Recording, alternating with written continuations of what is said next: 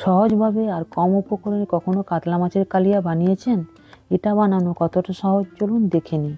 প্রথমে কাতলা মাছের পিসগুলোকে নুন হলুদ মাখিয়ে ম্যারিনেট করে রেখে দিতে হবে। তারপর গরম সর্ষের তেলে একে একে মাছগুলোকে ভেজে তুলে নিতে হবে। ওই একই তেলে দিয়ে দেবো টমেটো।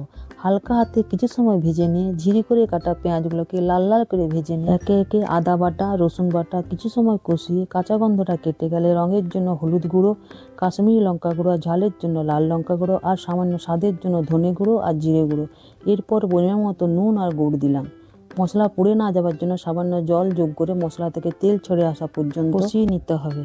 তারপর পরিমাণ মতো গরম জল যোগ করে ভেজে রাখা মাছগুলো আর চেরা কাঁচা লঙ্কা দিয়ে একটু ফুটিয়ে নিয়ে ঢাকা দিয়ে রেখে দিতে হবে।